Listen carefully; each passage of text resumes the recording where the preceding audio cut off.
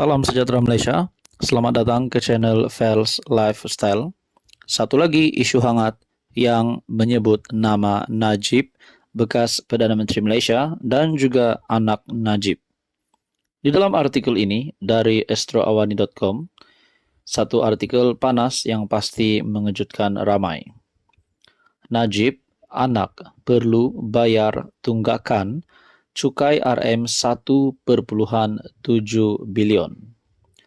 Datuk Seri Najib Tun Razak dan anaknya Datuk Muhammad Nazifuddin perlu melunaskan lebih RM 1.7 bilion tunggakan cukai bagi tahun 2011 hingga 2017 kepada Lembaga Hasil Dalam Negeri LHDN. Andai kata sekiranya Datuk Seri Najib dan anaknya, Datuk Muhammad Nazifuddin, akan melunaskan RM 1.7 bilion tunggakan cukai ini sejak tahun 2011 hingga 2017 kepada LHDN, adakah ini membolehkan Najib dan keluarganya akan muflis? Semua itu menjadi persoalan. Di dalam artikel ini lagi, keputusan itu diperoleh selepas 5 panel Mahkamah Persekutuan pada Isnin diketuai Tan Sri Abang Iskandar Abang Hashim sebulat suara menolak rayuan bekas Perdana Menteri itu dan Nazifuddin terhadap penghakiman terus diperoleh LHDN untuk mendapatkan nilai cukai itu. Turut bersidang ialah Hakim Datuk Muhammad Zabidin Muhammad Dia, Tan Sri Nalini Padmanathan, Datuk Mary Lim Tiam Suan dan Datuk Abu Bakar Jais. Ketika membaca keputusan penghakiman, Nalini berkata, Seksyen 106 Akta Cukai Pendapatan 1967 memperuntukkan bagi hutang berkanun, ia perlu dibayar bagi maksud mendapatkan hutang tersebut sahaja. Menurutnya, seksyen tersebut juga berperlembagaan dan tidak menceroboh kuasa kehakiman atau melanggar perkara 5 dalam kurungan 1 perlembagaan persekutuan dari segi hak untuk mendapatkan perbicaraan yang adil. Pihak perayu menyatakan seksyen 106 dalam kurungan 3 akta sama meletakkan mereka pada kedudukan yang tidak setara dengan responden. Perayu berpendapat seksyen itu memberi kuasa yang luas kepada pihak bertentangan, berhubung perkara cukai sekaligus menyebabkan pelanggaran hak terhadap Najib untuk mendapat layanan sama rata, katanya. Hakim itu berkata, Mahkamah mendapati tiada pelanggaran perkara 8 Perlembagaan Persekutuan kerana statut cukai lulus mestilah mematuhi klasifikasi. Menurutnya, tugas mengenakan cukai adalah fungsi kedaulatan kerajaan, maka ia tidak boleh dianggap sebagai fungsi persendirian. Katanya, responden mengenakan cukai ke atas Najib dan anaknya sebagaimana terpakai kepada semua warga negara.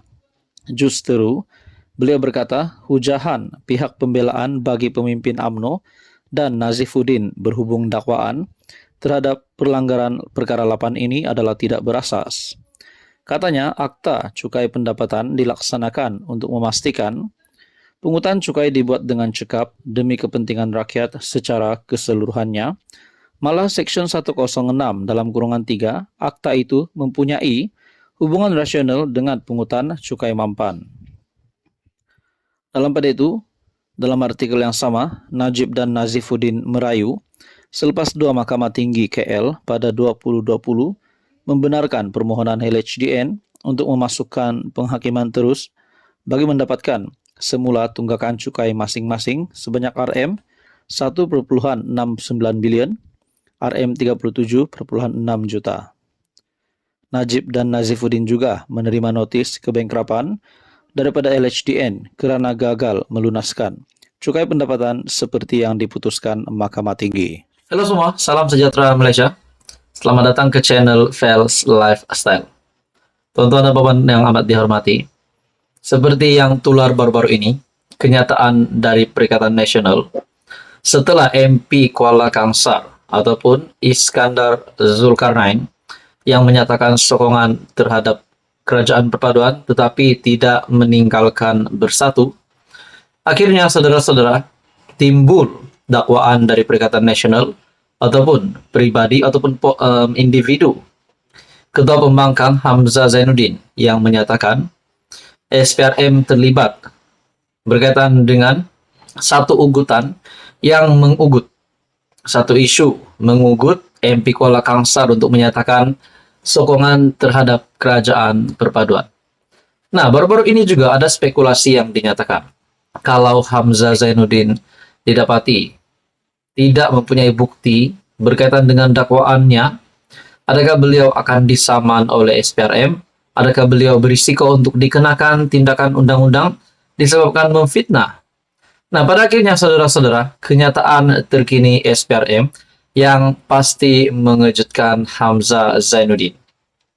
Satu artikel telah menjawab dakwaan dari Perikatan Nasional, artikel dari Harapan Daily. SPRM akhirnya nafi terlibat dalam pengisytiharan sokongan Zulkarnain.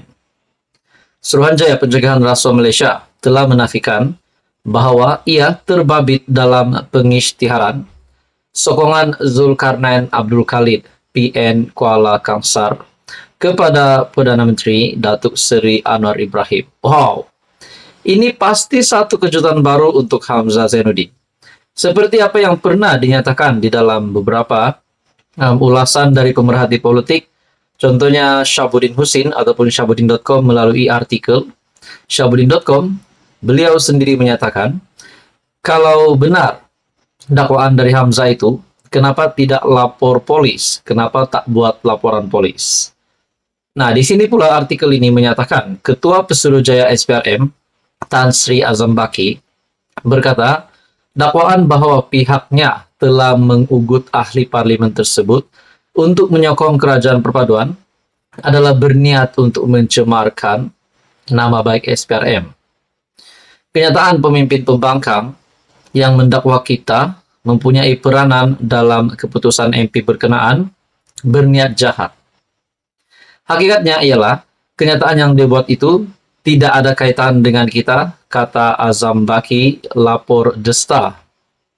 Setiausaha Agung PN merangkap Ketua Pembangkang Datuk Seri Hamzah Zainuddin mendakwa Iskandar telah diugut dengan kes rasuah untuk memaksanya menyokong kerajaan persekutuan. Hamzah turut mendakwa bahwa Iskandar terpaksa menyokong kerajaan agar blok kerajaan mempunyai majoriti 2/3 di Dewan Rakyat. Kerajaan yang telah kehilangan majoriti 2/3 setelah Syed Saddiq Syed Abdul Rahman menarik sokongannya kepada kerajaan. Dalam hal itu, Iskandar telah mengisytiharkan sokongannya pada 12 Oktober. Manakala Timbalan Perdana Menteri Ahmad Zahid Hamidi turut menjelaskan sokongan yang dibuat oleh Iskandar Zulkarnain adalah satu sokongan secara pribadi tanpa menghubungi Anwar. Nah, SPRM sendiri sudah menafikan dakwaan Hamzah Zainuddin. Nah, adakah di sini Hamzah Zainuddin bakal dikenakan tindakan oleh agensi penguatkuasa besar Malaysia yaitu SPRM? Nah, semua ini menjadi persoalan. Bagaimana PN ataupun Hamzah boleh membuat dakwaan itu, sedangkan Ketua Pesuruhjaya SPRM sendiri menafikan perkara itu? Tidakkah itu kita boleh katakan satu namanya fitnah? Seperti yang dikatakan Azam Baki sendiri, itu adalah satu cara untuk memburukkan, mencemarkan nama SPRM. Jadi saudara-saudara, tuan-tuan dan puan, dalam pada itu apa yang saya sadari, rupanya, adakah dengan ini kenyataan bahwa Hamzah Zainuddin